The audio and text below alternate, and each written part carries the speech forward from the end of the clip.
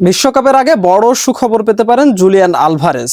আগামী মৌসুমে নিজের পছন্দের ক্লাবে যোগ দেওয়ার সম্ভাবনা তৈরি হয়েছে আর্জেন্টাইনি ফরোয়ার্ডের সামনে। তবে তাকে দলে ফেরাতে হলে গুনতে হতে পারে বিপুল অঙ্কের ট্রান্সফার ফি, যার পরিমাণ হতে পারে প্রায় 1,000 কোটি টাকার কাছাকাছি।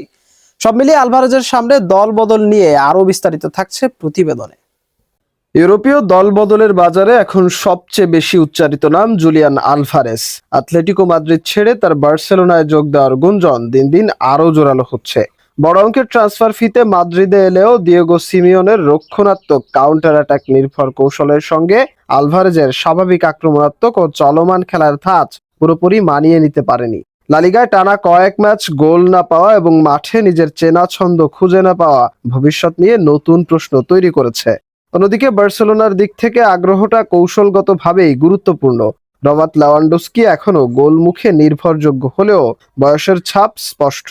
দলের হাই ইন্টেন্সিটি ফুটবল ও প্রেসিং গেমে একজন তরুণ, গতিশীল ও পরিশ্রমী স্ট্রাইকারের প্রয়োজনীয়তা বাড়ছে। ফেরান তোরেসের অনিয়মিত ফর্ম আক্রমণ ভাগে অনিশ্চয়তা তৈরি করেছে।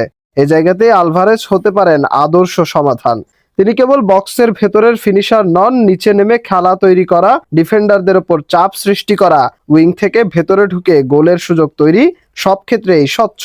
বার্সার পজিশনাল গেম প্লে ও বল দখলে রেখে আক্রমণ গড়ার স্টাইল তার জন্য হতে পারে উপযুক্ত পরিবেশ। তবে বড় বাধা অর্থনৈতিক কাঠামো ও সম্ভাব্য ট্রান্সফার ফি। সবকিছু মিলিয়ে এখন প্রশ্ন, গুঞ্জন কি বাস্তব চুক্তিতে রূপ নেবে, নাকি আলভারেজ আতলেটিকোতেই নতুন করে নিজের জায়গা তৈরি করবেন?